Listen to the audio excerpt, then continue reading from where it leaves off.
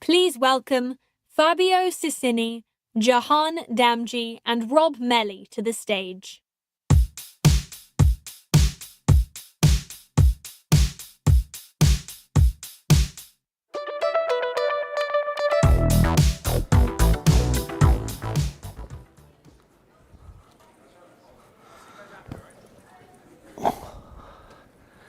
Good morning. I know it's early. It's 10:45 on a Saturday, so that still counts as early. So I'm sure more people will be trickling in. There were some awesome developer parties yesterday. So thanks for being here. My name's Jahan Damji, otherwise known as Fields of Gold. I'm here with Rob Melly, who leads our avatar product, and Fabio Cicini, who leads our overall marketplace. And we're going to talk a little bit about monetizing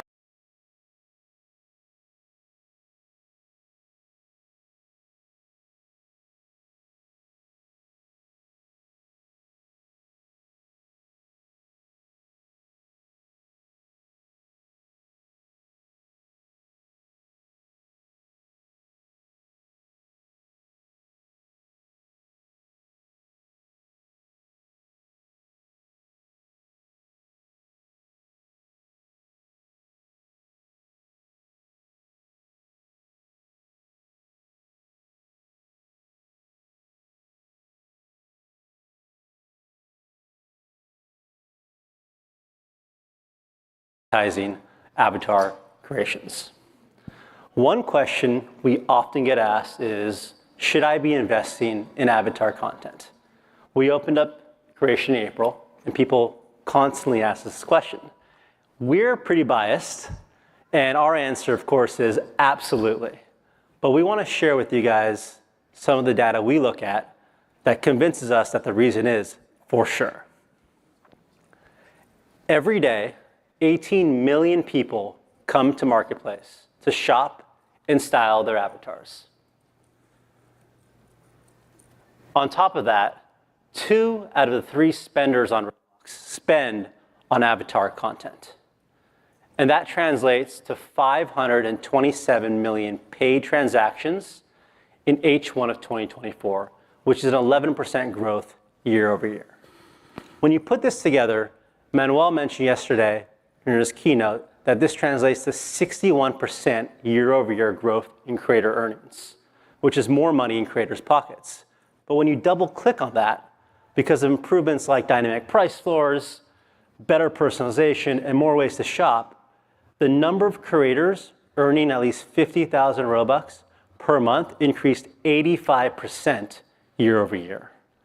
And for nearly 15,000 avatar creators we have, the median earns 1,500 Robux per month.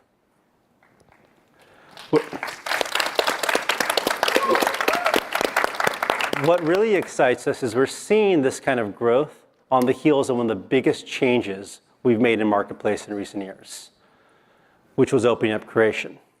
We've seen 4,800 new creators come to the platform, which is a 5x increase since March. And those new creators are starting to make inroads, capturing 8% of earnings. But it's not just the data that excites us. It's actually when we talk to these new creators and they tell us their story of how they are getting started on Marketplace, that's what really, really motivates us. Because one of the reasons for opening up creation was to bring more economic opportunity to everyone on the platform. We recently talked to one of those creators, Yorosa, and they told us their story of being a new creator on the platform. They said, I just launched my hairstyles group and immediately started uploading a ton of different hairstyles. And the group pretty much took off. It really motivated me. And when we hear stories like this, it actually really motivates our team to put our best foot forward and continue building for you all. But we also owe a lot to the existing creators that have been on our platform for so long and have helped us make Marketplace what it is today. When we look at their growth, we saw 30% increase year over year in earnings from that group in March. And after opening up creation, we've accelerated that to 50% year over year. The big takeaway here is whether you're new or old, big or small, now is an amazing time to be investing in Marketplace. So with that, I'll pass it to Rob, who's going to talk a little about how you can start creating on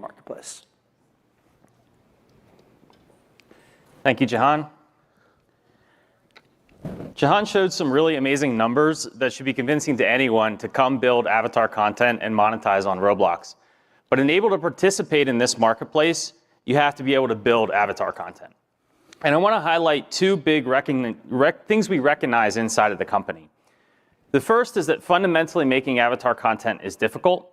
And the second is that your workflow will span multiple tools. It's not just inside a studio, but it's also through external DCC tools like Blender and Maya, or other specialized tools like Substance Painter. And we want to make the entire process easy. We want to enable you to create and recognize your vision wherever you work. And so we've shipped some really exciting features over this year, and we're going to continue to invest in this area.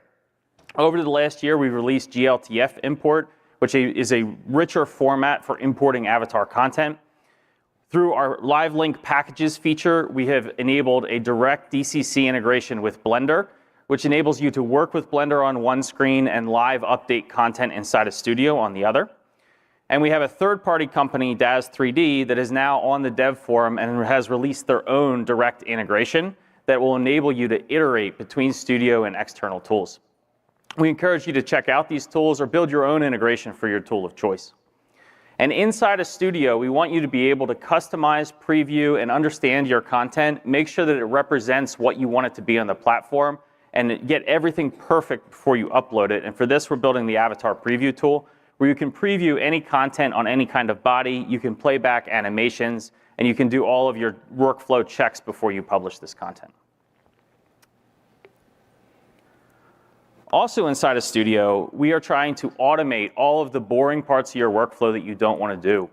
And here we highlight a tool that we're calling Avatar Auto Setup, which is intended to take in any representation of your creative intent, whether that be a raw mesh, whether that be a fully rigged avatar body with clothing and everything coming out of an external tool, or whether that be just a pile of rocks inside of the data model. We want to be able to turn that into a fully fledged platform-compatible avatar for you. And so you can do anything that you want to do. You can indicate your vision in any way you want, and we will automate all of the rest of the process that isn't important to you. We're really interested in your feedback on this tool, so if you've used it and you have feedback, please come to the Avatar booth and tell us. And beyond avatar bodies, we also have a dedicated tool for accessory fitting. This allows you to test hats, jackets, backpacks, anything that you want. We intend to integrate this with the Avatar Preview tool, so you have a single tool and a single workflow inside a studio that serves all your needs. And we are also investing in the creator dashboard, so you can upload and manage your content. You can check and set prices, you can look at analytics, you can understand what is selling well and what the trends on the platform are, and you can optimize your content to feed into the massive marketplace that we're building. And so with that, I'm going to turn it back to Jahan to talk about the future. Thanks, Rob. So let's say you are in studio, you're using these awesome tools, making some great content, and now you want to publish to Marketplace. Let's maybe quickly talk through 3 must-know things you need when you're starting to build out in Marketplace. So first thing you should think about is, do I want my item to be limited or non-limited? Limited just means the item has fixed quantity, and non-limited means there's unlimited quantity. A strategy we see a lot of creators do is they create one item with multiple colors, and some colors they'll make non-limited, and other colors that are more unique they'll make limited. In fact, this is actually a very common strategy that fashion brands do. The next thing is pricing. So with the introduction of dynamic price floors, our price floors are constantly optimizing for creator earnings. When you set pricing, you're actually setting a peg against the price floor. So in this example, let's pretend the price floor is 30. You'd set a price based on how much you want your item to be always above the price floor. So if you want it to be 10 above the price floor, you'd set 10, and your item be priced at 40 Robux. We see creators that want to have a more premium feel to their items, priced above the price floor, but they also use another feature which is optional, which is the minimum sales price, which basically means I never want my item to be below a certain price. In this example, the minimum sales price is 25. So the price floor moved to, say, 5 Robux. It wouldn't be 5 plus 10, the peg, which is 15. It'd never go below the 25 that you've set. Finally, we have distribution. This is all about where you want your items to be discovered. To maximize reach, you can use Marketplace and all experiences. And when you publish to Marketplace, you're also eligible for today's picks. You can also publish only in your experience. A common strategy we see creators doing is they want to drive people to their experience to engage with their content. So they'll sell avatar items only in their experience. So people will come, engage with that avatar content, and also engage with their experience. That's a quick 101 on publishing. So let's spend a moment or two talking about some upcoming things that were highlighted yesterday in the keynote. Last year at RDC, we launched Creator Analytics, and in the coming months, we're going to be further improving what you can learn about your items. We plan to give you more detailed insights around who buys your items, such as demographics and what platforms they buy from. Also, as you leverage different distribution strategies, you'll also be able to drill down to where your items are selling and change those strategies accordingly. And finally, we know how cumbersome it can be to see how your item's doing against the publishing advance, so we'll be making a simple UI so you can track how your items are doing against recouping that publishing advance. The last thing I want to talk about is around helping creators merchandise avatars.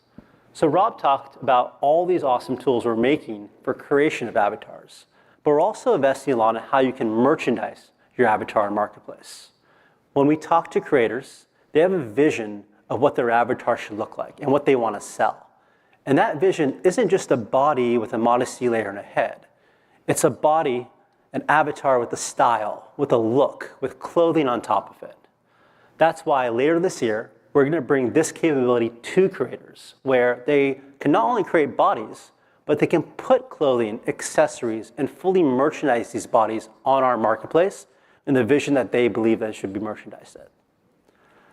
For now, creators will get a sharing link that they can share out to their community, and these merchandise avatars will be available in a special recommendations unit called Avatars.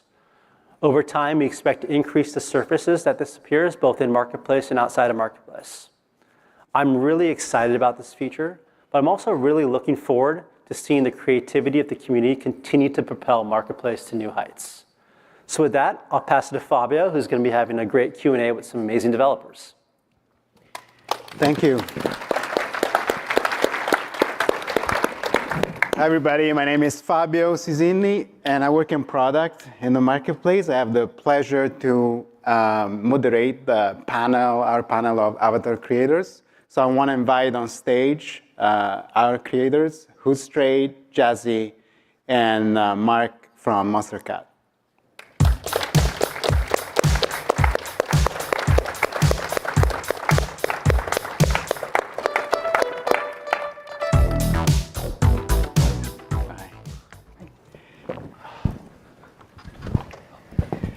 First of all, I want to thank you for participating in the panel. And I want to start asking you to tell us about yourself and what got you into creating avatar items. Sure.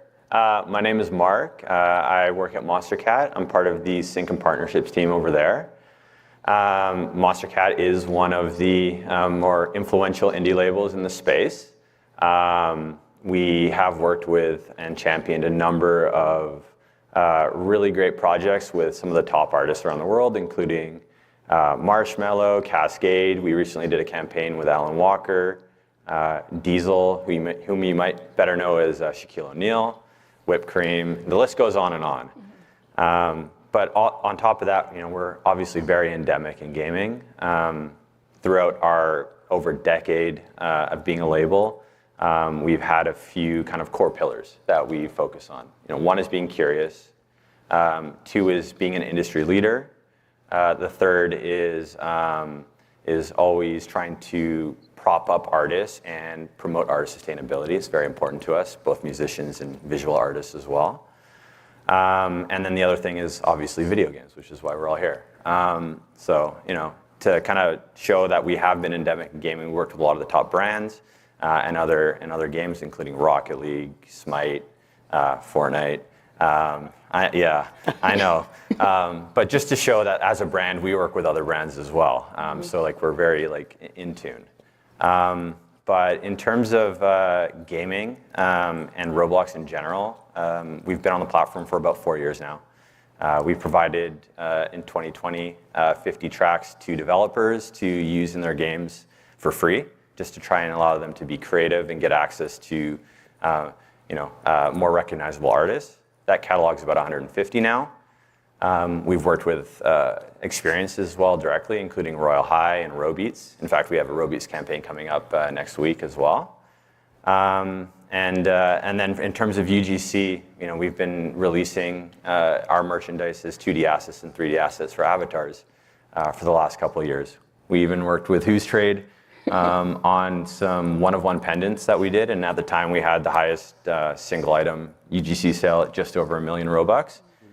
That's changed now, but we're still in the top 5, which is amazing. So yeah, I'm just really excited to be here and talking avatars with you guys. Thank you, Mark. Jazzy? Yeah, my name is Jasmine, also known as Jazzy X3. I've been 3D modeler, but I've been doing UGC since 2019. Since being a UGC creator, I've created thousands of items, and I've also worked with brands such as Forever 21, Honda, and a couple others. And yeah, that's basically just short. I am Who's Trade. I joined in 2008. I've been a creator ever since then. And I got over 20 million sales, and I've worked with those great brands up there. And yeah, that's all I have. John, why don't we start with you from that side? I think you were able to really create your personal brand on Roblox. Can you tell us how did you do it? Yeah, so this is like really not a hard thing, but I was myself. I am very passionate about the marketplace, about Roblox, so it was very easy for me to just build a brand about being myself and just having fun. Right. Jesse, I noticed you kind of changed your type of items that you create in the last period. Can you tell us about how you evolved your style? Yeah, so over the years, when I first started UGC, it was like during the holidays, so I just started making like holiday items, try to find like where my style is or where it's at. But I think it didn't really solidify until like UGC Limiteds came out, and I started building a community and seeing that the type of items that they like, testing the waters, kind of seeing what people are into. Sorry. Yeah, so it was interesting to just see how my style just developed over time, and just, yeah. Good. Was a kind of trying different type of product, trying different items and see what resonated with the audience? Yeah, just kind of, I'll upload something and see like if it will like, I'm not sure. Cool. Mike, you guys have been building a digital brand, one of the few digital brands that are very recognizable. There's a logo in most of your products. I'm just curious about how you strategically thought about like creating a strategy to really build your brand. Yeah, I mean, like we've been around for over a decade, and what was really important to us from the inception of the company was, we wanted to create a community and a platform that would help empower and lift up artists, musicians, visual artists, what have you. So we put a lot of thought into, how we built our brand. We created stories, lore, just different ways to get people to want to engage and feel like they're part of a community. So, it's been a lot of blood, sweat, and tears from a lot of people on the team. But what we have created has really kind of, I think, separated us from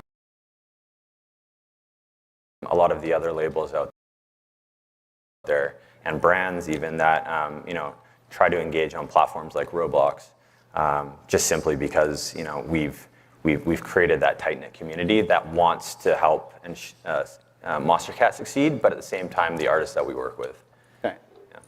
Cool. One question that I have, I think probably a lot of people in the audience are asking, what advice would you give to a new creator Yeah, I mean, that's a good question. I think if we're speaking specifically about Roblox and avatars and UGC items, I think you really need to spend time learning the quirks and the nuances of the platform. Especially as a creator, I think for me personally, and the people that I work with at Monster Cat, is understanding how publishing works and then understanding how the software works. Because I'm not a technical person, but I was tasked with having to learn how to upload and publish the avatars that we were working with our creators. So one is that. The second thing is finding your personal style. Whose Trade mentioned that as well, is like you really need to focus on finding that niche, because there's so much content out there. So it's really important to figure out a way to be different and stand out. Yeah, I'd like to add to that. Sure. So about finding your style, sometimes the community can help you find that style. Like they will suggest like certain items or certain like combinations as you upload, and it helps brings in that connection. Like you don't feel so separated, or it feels like that you're working with them or working I believe you've done that with your social media platform. For sure, yeah. Yeah, that was the other thing I was just going to add too, is that community is super critical. Like I mentioned in my intro as well, building a community that feels part of what you're doing is going to empower them, and then in turn that's going to help them kind of drive what you want to create, but it's also going to help them prop you up as well, and raise yourself up above the rest. And Jonathan, any advice for new creators? Create what you are passionate about, and players, Roblox is a very diverse platform with a lot of players who share a common passion as you do. And then on the flip side, do not be afraid to fail. Some products might not do great. You like them, you got to keep on evolving and just keep up. Right. Yeah, just to add to that, sometimes the items take time to marinate in the marketplace. Maybe it's not trending now, but maybe it might be trending, maybe months later. So yeah, for sure. If you upload an item, and don't be afraid to see if it has 0 sales. Maybe it will take time to just, get the word out there. It's happened to me before. Cool. To get a bit more tactical, I'd love to know what do you do to drive traffic to your items at the moment you publish them? Who's that directed? Let's start with Jonathan. Okay. I use a lot of social media, such as Twitter, and I built up a audience where I can just post my new releases, and people will just want to buy them, wear them, share them, and that is really a very key part about the platform. It's just building a community. Yeah, for me, I started with social media with Twitter, but over time I just, I recruited who I wanted through social media, but then I kind of grew the community just naturally after that initial shout out, here, this is my server. And then over time, it was just kind of finding what do they like, and seeing now what they're looking for. Yeah, I mean, and we've had years of practice as a label, but what we've learned is that you need to kind of socially engineer excitement sometimes. We spun up a brand new Twitter account when we jumped into UGC properly. And we did a campaign for our shoulder plushie, which was essentially going to be a membership item. And we had people on Twitter basically engage with that post to determine the amount that we were going to release. And it went over 100,000. But in doing that, we got a lot of people talking about what we were trying to build. So we've built a lot of that into our social campaigns around any releases that we do with artists. We have having a plan instead of winging it is definitely helpful. So, yeah. Cool. Talking about a brand and partnership with creators, Mark, this is a question more for you. How do you pick the creators that you work with in your partnership, and what criteria do you use? Yeah, I mean, we don't really have any set parameters, and we also just don't go for try to reach out to the top artists that might be the cream of the crop. For us, we look for what is the project that we're trying to do, and then we try to identify the creator that best kind of meets the aesthetic and the feel. There was a campaign we did with Genozi, and Genozi has like a super unique style, very, like it's very special. And when we started working with him, we let him kind of take the direction of like what assets we wanted to create. That's not our area of expertise. We want to communicate to his audience. And then we provided like basic brand guidelines, but nothing too restrictive. So yeah, like in terms of working as a creator with brands, I think it's just putting yourself out there, and a brand, if they have a specific campaign, is gonna try and identify the right person, and you might fill that need for them. So it's as easy as that. I don't know, but.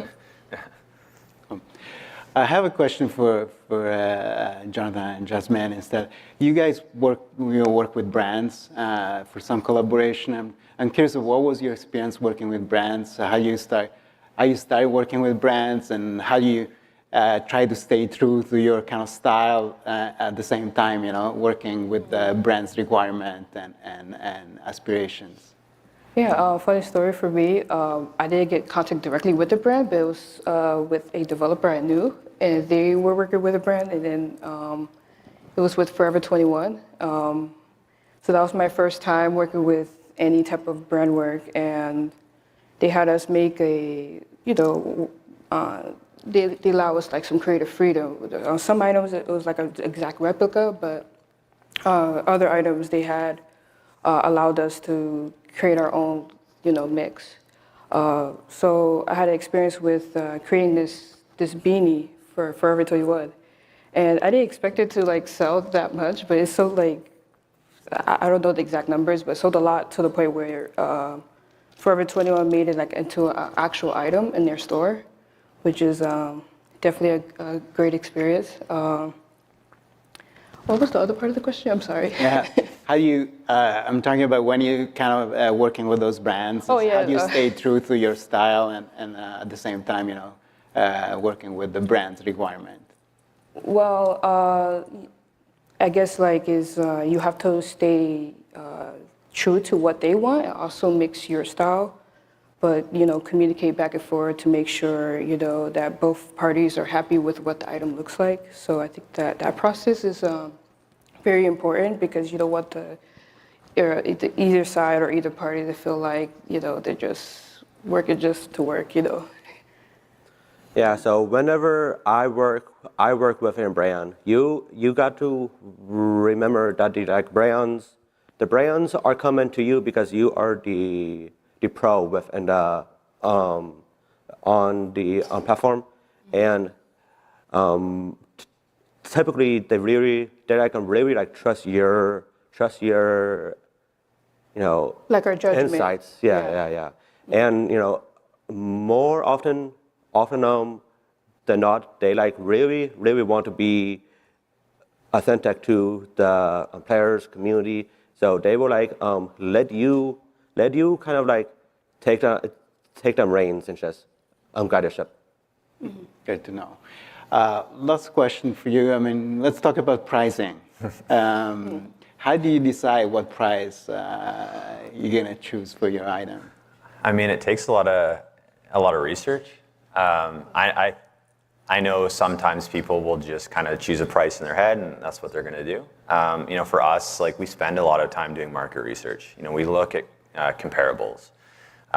We look at our own catalog, like what is performing. Like, did something underperform? Maybe we priced that too high. In terms of quantity, we think about scarcity, of course. Like, I think there's something to be said for like items that are unlimited. They're great entry, pieces for people, but the unlimited stuff is what gets collectors excited. We created a collector score system for all of our UGC. And we kind of played into the psychology of like buyer FOMO and stuff like that. We even used the collector score to kind of gate some items as well. So it kind of created, the collectors that were, they wanted that item, they would go and find ways to get to the, the score that would then get them into a place and experience to get this like new exclusive item. So there's a lot that goes into it, but I think at the core, it's just market research and understanding your audience and understanding, your prices, like, and based off of like the amount of items that you have. So, yeah. How about you, Jasmine? I think for me, I just see, I test the waters with, like, if it's a new item or a completely new style, I will upload that style first, see what price it will sell at, and then, kind of gauge of, like, if I need to put it higher or lower, or maybe sometimes if the item takes so long to make, maybe I'll make it more expensive because it took a while to create that item. And also seeing like common prices that like our own community or your audience is buying at. I think that plays into like what price I'll set a certain item at. Yeah, so for me, I try to keep the bulk of my items accessible to the typical player, so I make them affordable. But I've been known to make a few exclusive, expensive items, but those are like far and few between. But for the most part, I try to make them accessible. Right. Well, this concludes our panel session. So I just want to thank you again. Please give it up to our creator. Thank you. Now we can kind of start a QA session. I think we have time for a couple of questions, so you guys can line up to the mic and then ask questions.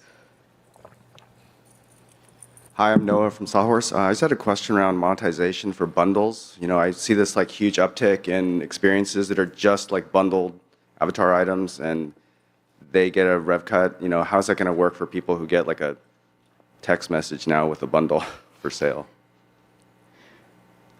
So the question is, can you articulate better the question? So in terms of like, how does it work in terms of who gets what in terms of revenue? Sure. Like, so currently, when a bundle gets sold in one of these avatar creator experiences, like the creator of the experience gets that cut, right? Now, like people are going to be seeing bundles in the shop. How does that? I assume a bundle creator is not made by necessarily like the UGC creator. The bundle's made by someone else who just came up with that outfit. Is that correct or is that not correct? Yeah, so I think initially, again, this is kind of the first version of this, but initially this product's going to be available only to UGC creators. That doesn't mean that if you're a creator, you can't still use other items, but we're not changing any of the revenue share structure for this initial version. As we start to evolve this product, that's something we want to start exploring. Okay, cool, thank you. Hey, go on that side. Hiya, I'm Morphopalides from Cinder Studio, and this talk today has inspired me to make UGC today, so I'd like to thank Who's Trade, Jazzy, and Justra for this talk. It means a lot. I just wanted to know from each of you three, what would you recommend for a resource or tool for a beginner like me for UGC, particularly for like 3D modeling? There are some great tutorial videos available on YouTube made by some great creators here. So I would just watch those and then learn. Yeah, just to add on that, I would suggest maybe free programs, like free 3D modeling programs to start off with. Don't start off with something that's costly just because you're just starting out. Maybe play around with some tutorials, maybe basic tutorials about 3D modeling will help if you're not already into that. And then, trying to find maybe other UGC creators to talk to, because they have like certain studio plugins that help them, like making thumbnails, creating the lighting, certain tips that they, maybe it might be on the forum somewhere, I'm not sure. Yeah, I don't have much more to add to that. I'm not a creator myself, but just to echo what Jazzy just said, I would say just find a community of people that you can chat with and you can learn from, and you guys can lift each other up. Because, once upon a time, I created content on YouTube, and surrounding myself with like-minded people was like really critical to my learning, because I wasn't a video producer at the time, but I learned. So you gotta talk to people. Amazing, guys. Thank you. On that side? All right, so towards the beginning of the talk, you guys were talking about the selling your UGC in experience on Marketplace, like how you, there's a drop down where you select where you want to sell it. Right now, you can sell limited items only in experience, not on the Marketplace, and we can't do that with regular UGC items right now. They have to be on the Marketplace and in specific experiences. I need to be able to sell UGC items only in a specific experience that are regular UGC, not limiteds.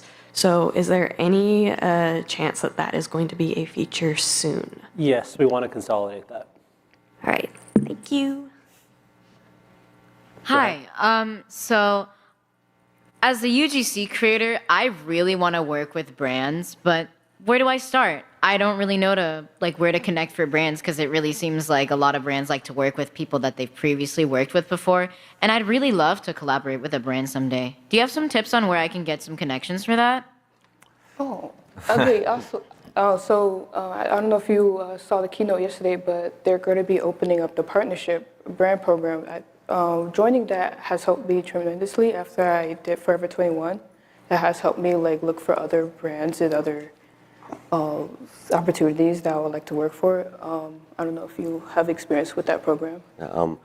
I just reach out to brands onto the platform who have already done stuff and they want to do more and they want to work with creators like you because you have a lot of valuable insights to bring and you have to just, reach out to them and hope for the best. Yeah, one thing just to add, I know we're running short on time here, but I was going to say earlier as some advice is just to be bold and fearless. So kind of like what Who's Trade is saying here is take the bull by the horns and engage with content, maybe branded content from that who you want to work with, and hopefully you'll be able to turn that and spin that up into a conversation around something. So yeah, and I also like to add, if you see a UGC creator working with brands, maybe talk to them. Maybe they have connections themselves that's like, hey, they might be looking for other UGC creators, along. Yeah, thank you so much. All right, thank you. I think we're out of time, but we're available on the booth, on the economy booth, if you have additional questions that you're not able to ask in this session. Thank you.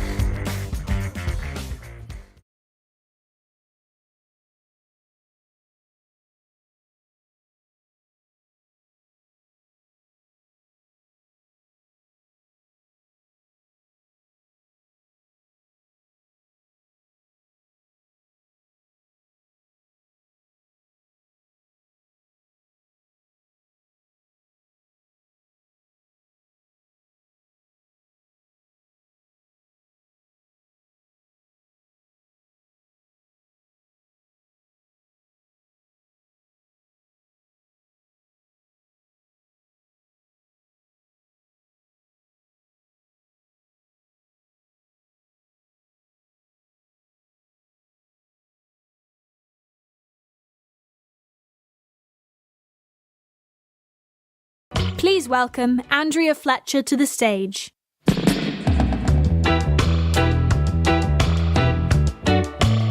Thank you.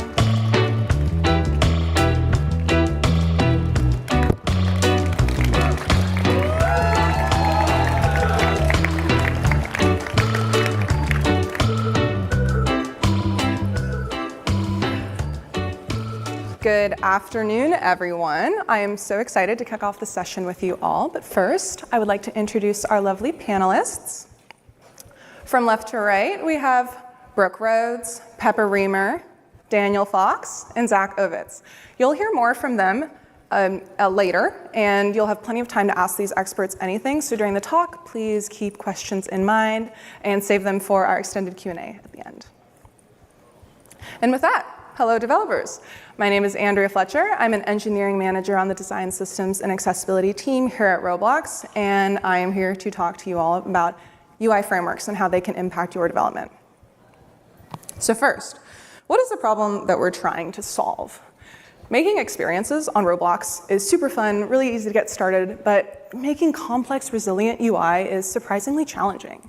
Creation, organization, testing is tricky, even with the most experienced developers. With a lot of individual components, it's hard to make things consistent. Bugs pop up if state isn't updated regularly, and making large-scale changes to your UI can feel impossible and overwhelming. And UI frameworks can simplify this greatly. Individual components are made in one place and reused across all surfaces. And the way that UI frameworks are designed makes some common UI bugs just impossible to have. And developing is easier too. You can develop entire UIs without ever pressing play in Studio. We define a UI framework as a package that helps handle the logic and creation of UI. And in this talk, we will focus on two very popular UI frameworks at Roblox, React and Fusion. React is a state-based UI framework. It regenerates UI when a change in state happens, re-rendering, adding, removing items until they're up to date. And Fusion is more logic-based. You connect objects together to describe your UI, and then you plug the pieces together. So here, you can see a coin counter UI in both React and Fusion. The code might look a little different and maybe unlike other Roblox code that you've seen, but they both have the same end result. This is a fairly simple example, but you might notice a couple differences in basic syntax, how you initialize components, how you reference props, and how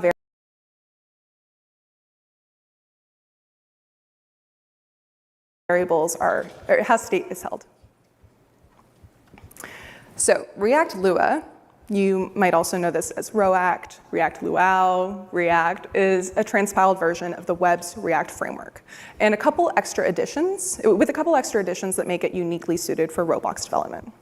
And if you didn't already know, the Roblox app is written almost entirely in React. So this is what any Lua engineer, including myself at Roblox, works with all day, every day. The Lua-specific documentation is not the most comprehensive, but because this is transpiled from web, there are loads of existing resources on the web for this. Now, Fusion has been in development since 2019 and made its public debut in 2021. The creator of Fusion is our own Daniel Fox, and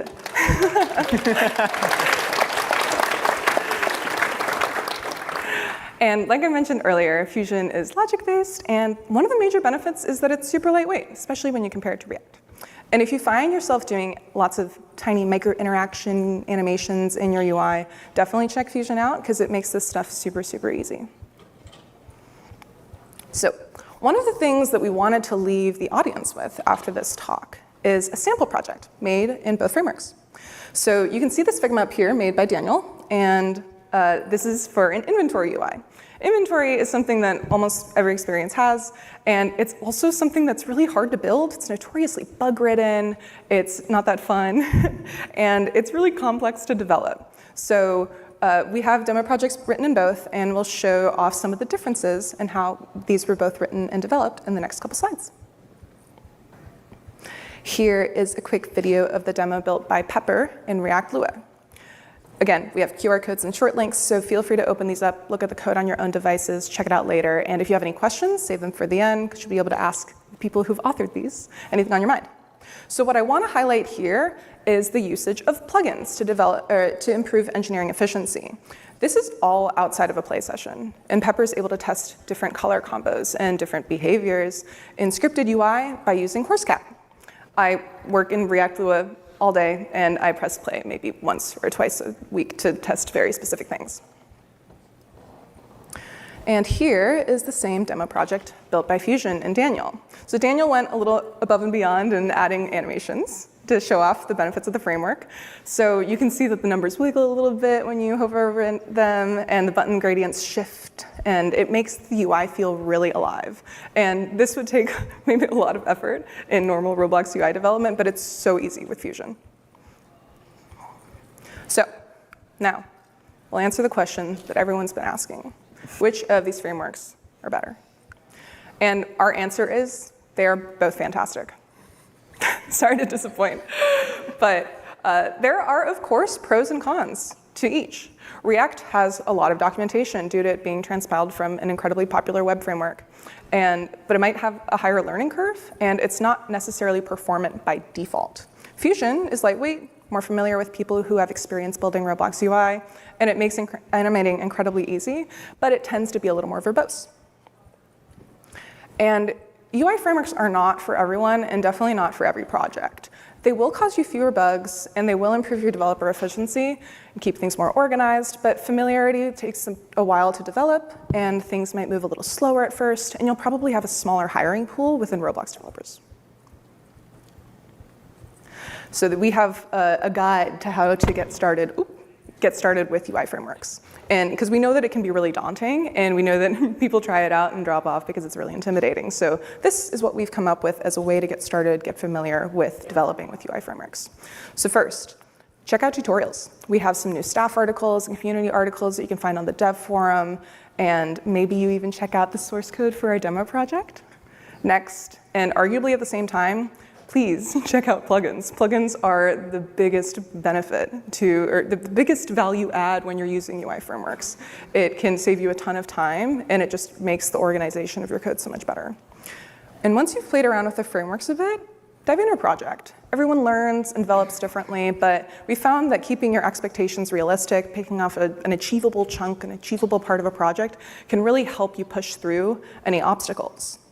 And speaking of pushing through obstacles, there is an amazing community out there of open source developers and experts in the space, all of these people included, that are very active in the open source Discord server. So they will help unblock you with any questions. It's a really great community. I highly recommend joining and getting to know these people.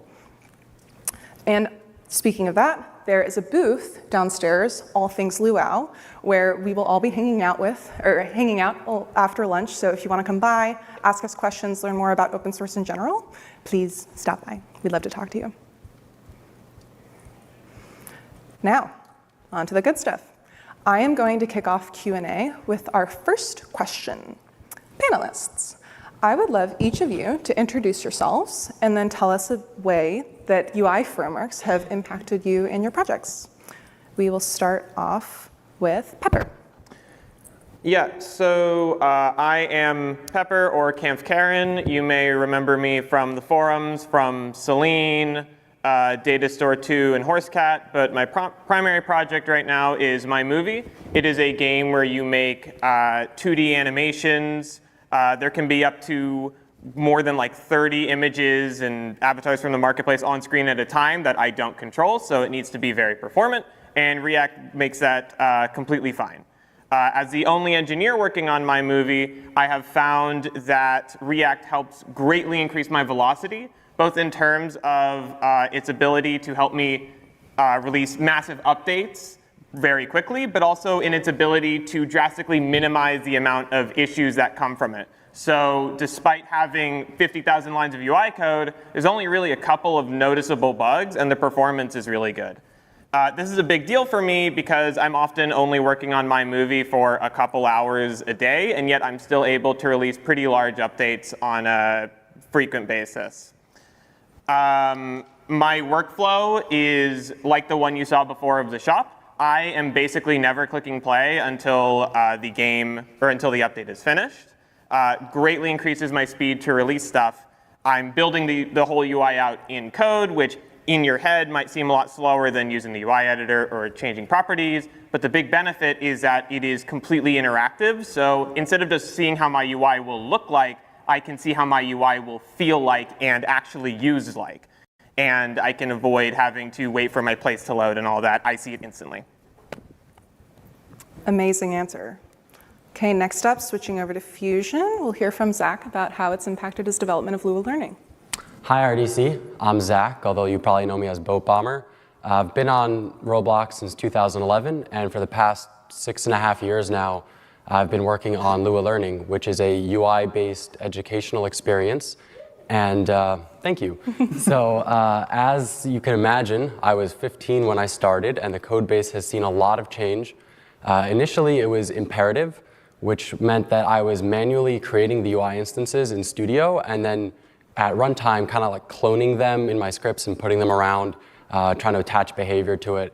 It was very tedious, disorganized, and it made any kind of update take so long to build.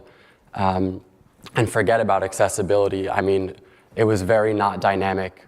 Barely supported anything that wasn't a 16:9 screen, let alone dynamic text sizes. So when Dan showed me what he was working on back then, he was like, I got this new declarative UI framework, and I immediately volunteered to be the guinea pig so that instead of just developing it in like small little test cases, let's try it with a real production use case. Let's rebuild Lua Learning from scratch in Fusion. Best decision I ever made. It is now super well organized. Everything is animated. There is now like text size and motion sickness and color blindness accessibility. And adding new pages, new sections now takes a matter of minutes when it used to be weeks, because we spent some time building up our component library. So when we have some new UI that we want to build, we just take these pieces and put them together, and we get to focus more on the user experience, try out different layouts.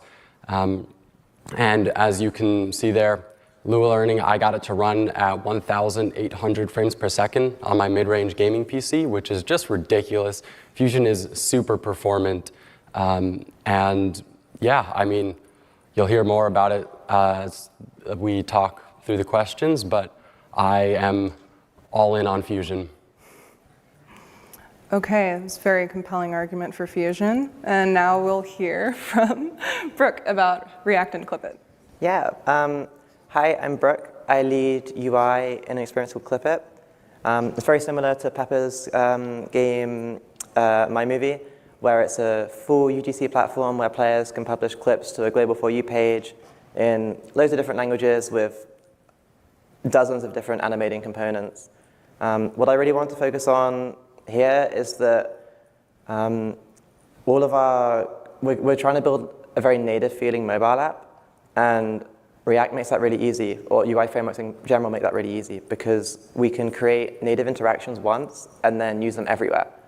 A good example of that is touch interactions, things like buttons, swipes, dragging, resizing, pinching to zoom, swiping on the feed. These are all things that we implement in one place, and then we can reuse infinitely everywhere, because React makes it very easy to compose behaviors and yeah, use them everywhere.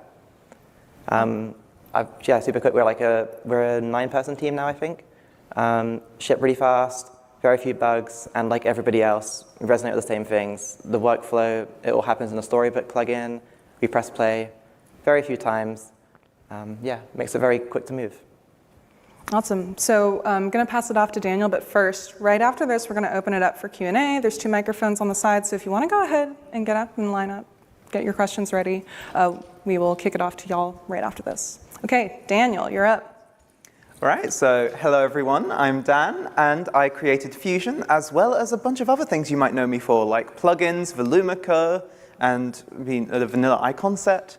I've been getting around the place. But specifically, I wanted a better framework for all of my plugins to be built on. And that's what motivated me to make Fusion a long, long time ago. Almost 5 years ago now, which is insane. So my latest suite of plugins has a design system called Sensation, which has a bunch of components in, lots of small micro interactions, lots of tiny animations, some of the most complex ones I've ever shipped. And so I really need direct control over the low-level performance of every single part of my UI, which Fusion is explicitly designed to give me. I'm explicitly designing everything to be thin, so I know exactly what's happening on the CPU. And also, Fusion, importantly, has one true workflow. So if you have an animation, you can pipe it right back into computations to do things like snapping to the pixel grid or adding extra flair with messages and string concatenation. There are a whole bunch of things that I do with animations more than just animating properties. And with that, it's incredibly easy to maintain dozens of micro-interactions. As a one-man team, I do not have any other designers or any other employed programmers. I am just working on my own. And yet, I'm still shipping plugins like Relight and Reclass, and I'm having fun doing it. And so I really hope that with Fusion, every single person in this room can have a workflow just like that. Awesome. Thank you, panelists. So it seems like we have some people ready with questions. Would you mind introducing yourself and asking your question? Hi, I'm Xenosynthesis, former Roblox Accelerator intern, current Roblox teacher. I have a question for Daniel and Zach. as a fellow educator, a lot of my students are visual learners who don't like to type. They kind of grew up without keyboards. Are there any plans for a Fusion or even is there a plan for a code visualizer such as Blockly, Scratch, or even Unreal Engine's graph node editor for Fusion? All right, should I take this one? Yeah. Wonderful. Okay, so I've thought about this a fair amount, actually. Visual editing is one of the biggest roadblocks between UI designers and UI developers at the moment. Like, one of the top feedback items I keep on hearing is that I don't want to have to look at code in order to build my UIs. I want to be able to have something more intuitive and visual, like Roblox's UI editor.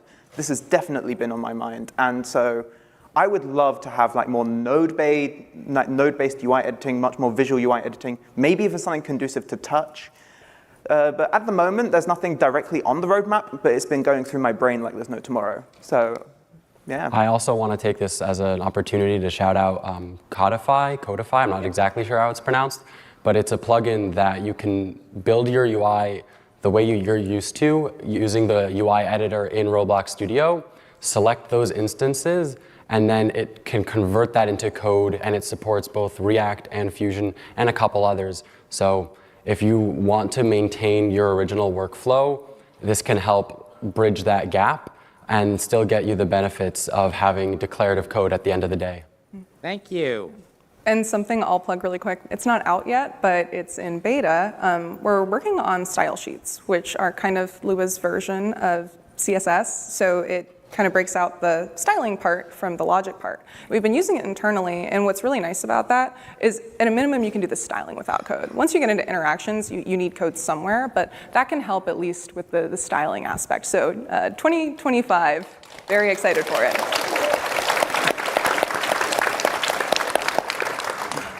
Hi, my name is Noah. I'm with Sawhorse. I'm formerly a product designer before I was a producer, and I use Figma like pretty much all day, every day. You know, I sensed a lot of you guys are using those same tools. Are there any plans for anyone to make some kind of like plugin for Figma or some way to like export, you know, code or snippets from Figma into those? Someone is working on that. I don't know if they're in this. Aiden, are you in this room? I'm looking at them right now. Aiden is in this room. Nice. They're working on exactly that. I don't know too much, but I do know that there is stuff for Figma to Roblox, and they're the one working on that. Thank you, and thank you. So. One other thing is that I believe EgoMoose has a system for porting Photoshop to Roblox, so like PSD files as well. So hi, I'm Evan. I'm a co-owner of TTD3. We're currently going through like a whole rewrite of our code, and we want to start actually using like a UI framework. We didn't want to use React because it was a little bit too bloated, and we wanted to start using Fusion, but it was in beta.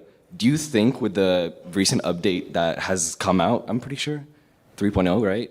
Yeah. Would it be okay to use in prod like right now for a big game that's already established? Here's the thing. So I started making Fusion like a long time ago, and immediately after 0.1, people were already using it in production, even though I told them not to do that. So basically, it's already been battle tested in production against my wishes.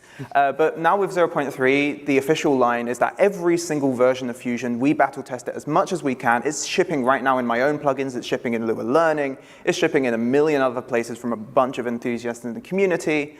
And so you should feel good about using Fusion in production. The only reason it's not 1.0 yet is because the design of the library, the design of the APIs is still subject to change. We want to give ourselves some room to make breaking changes if we find some fundamental thing isn't working quite the way we want it to expand in future. But right now, in terms of bugs, Fusion is absolutely doing fantastic. We make sure to test it really rigorously before we push anything out. So go ahead, use it in production. Just make sure you're willing to accept that maybe next version we might introduce a new API and maybe you might have to port to it. All right, thank you so much. Take some questions from that side now, please.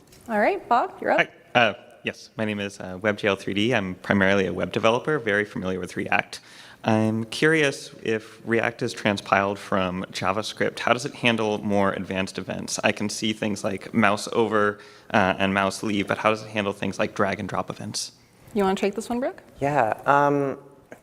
So React is translated from React.js but it doesn't, well, when you say how does it handle drag and drop events, it doesn't use web events. Are you familiar with how React works at all? No. Okay, so when you create instances with React or any of these libraries, you connect or you hook into the events that those instances already have. So for something like drag and drop, that's something you would implement yourself. Is there anything to add to that? Yeah. Got it. So documented drag and drop events then would not be necessarily available in the Lua version of React. Yeah, so I think the hang up here is that React is not itself necessarily web. When we say transpiled from JavaScript, we mean that the code itself is brought over to Lua, but not necessarily like any web-specific interactions. That is kind of a separate thing. React is even used for like native apps and stuff, but in the ROBLOX sense, you would have to implement that stuff yourself in anything. Well, there's the new UI drag detectors that's native to the engine now. So that can be used with React to get that without having to do it all yourself. Got it. Thank you. Awesome. Okay, question from the left. Yep, so hi, I am Bonnabelle. I'm a software engineer, and I also use React.js every day in my day-to-day job.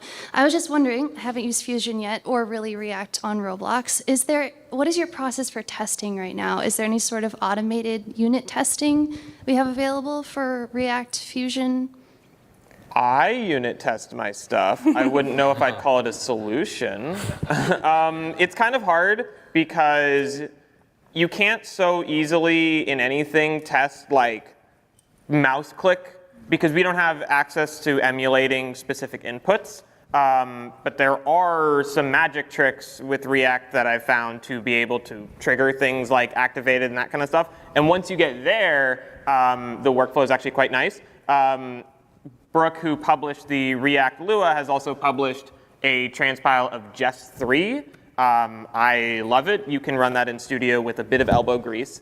And I would say that it is passing right now in terms of can you unit test React? Yes, it's not super fun yet, but you can.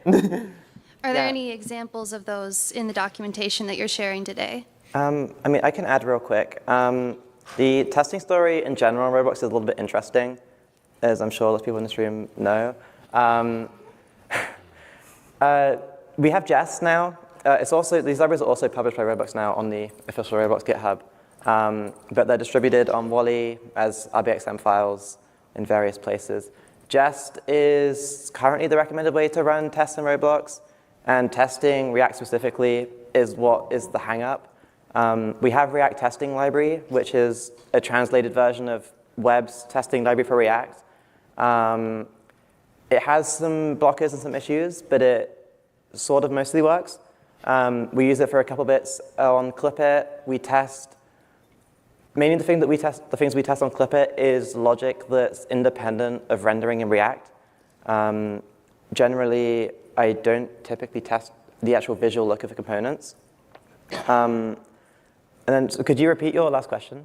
I was just wondering if you had examples in the documentation. That's it. I'll put it up when I get home. I'll make you. I'll make you some. There you go. There you go. That's a great request because testing it's hard to know what good testing is. Yeah. And I think Nick and Tian mentioned it in the Creator All Hands yesterday, but there's a couple of blockers to really being able to leverage the libraries that we've made source available on Roblox for y'all to be able to use them properly.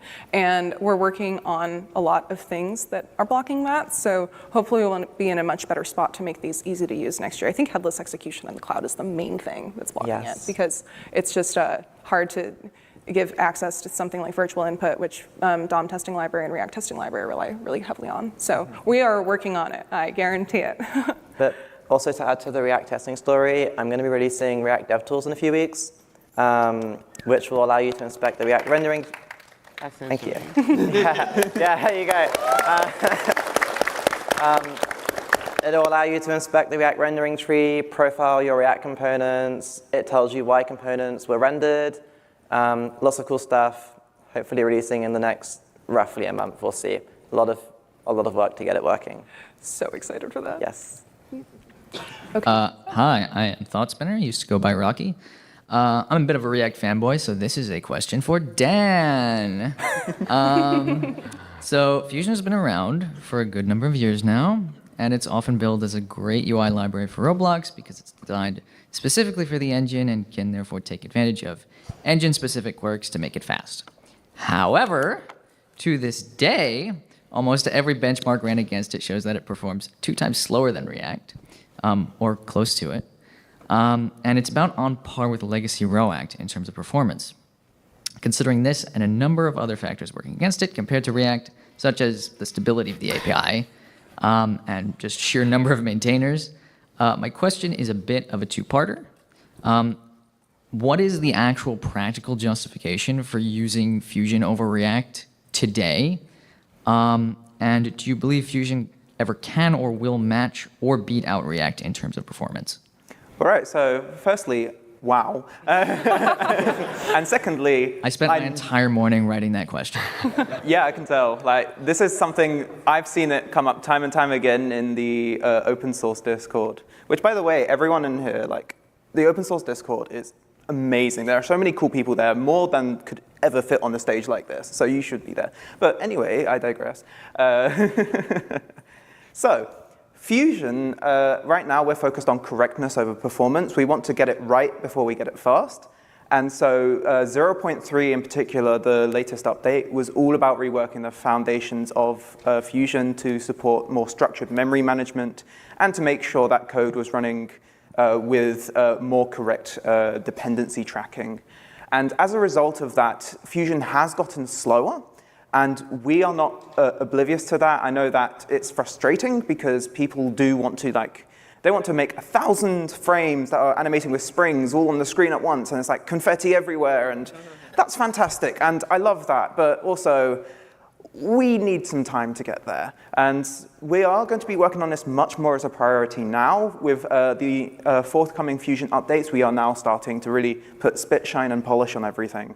But something else I want to mention as well is when it comes to those benchmarks, they are often like stress tests that are testing things that you really shouldn't be doing in production. Like if you have like 1,000 frames in a square with like some rainbow pearl and noise, just use an editable image, right? Like, but they're useful for measuring the hot paths of Fusion, the most critical parts of the code, and that's really important for us as maintainers.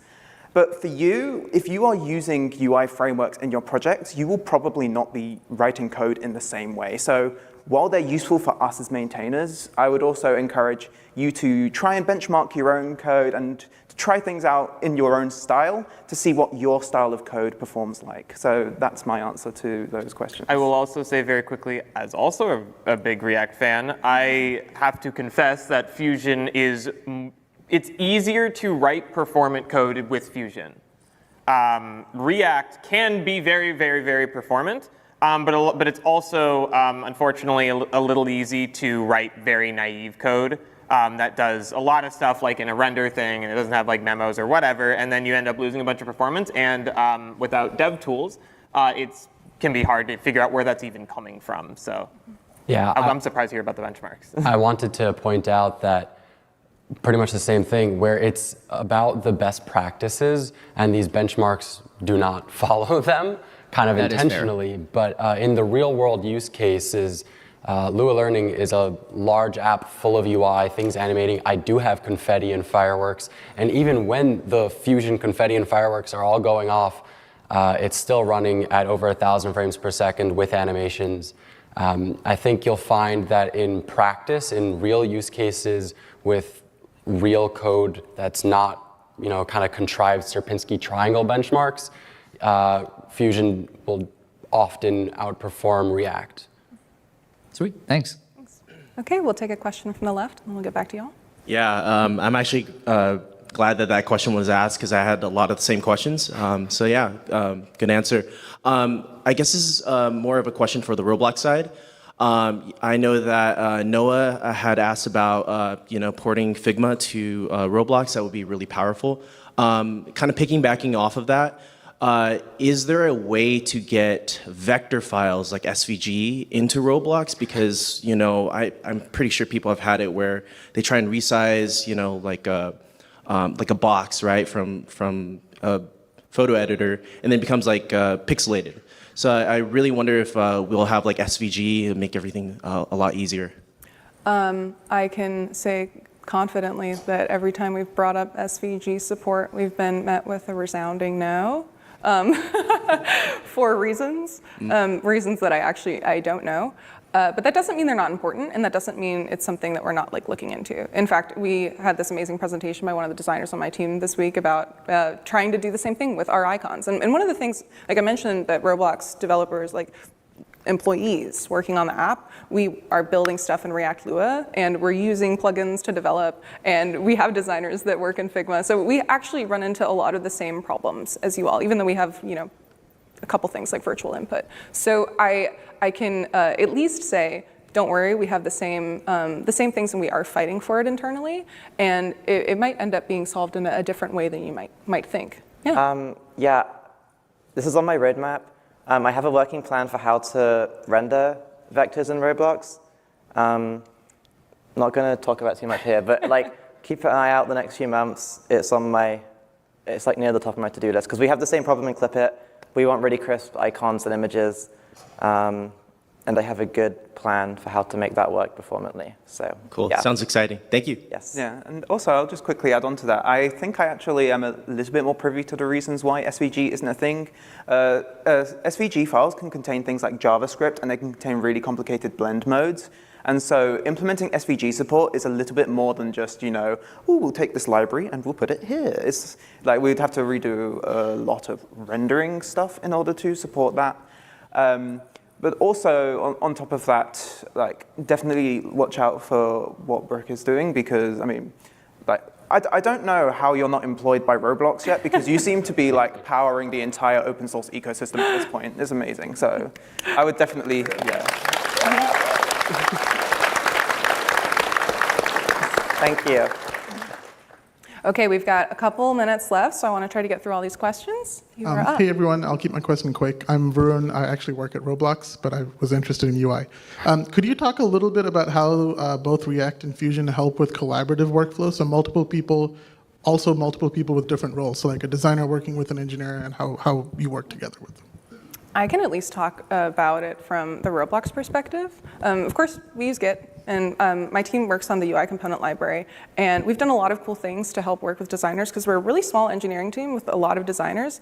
We have used the Open Cloud Place publishing thing to actually publish a version of Storybook that's embedded, so that our designers can go and verify that our stuff works well and make sure that all of the props are defined as controls. And that has been a really cool value add that we were like, oh, this is going to be really hard. And it turns out it was really easy. And in general, just giving the ability for designers to try it out without having to download Studio has been a really big value add for us, because I think that can be a little daunting for our designers. Anyone want to add? Yeah, for us, we're a pretty small engineering team.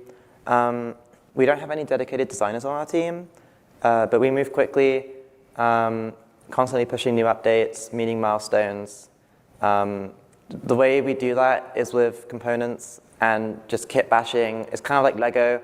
Like once you have enough small little building bricks, you kind of get to the point where you don't even have to think about the primitives like frames, because you have enough abstraction that you could just throw stuff at it and it looked good every time.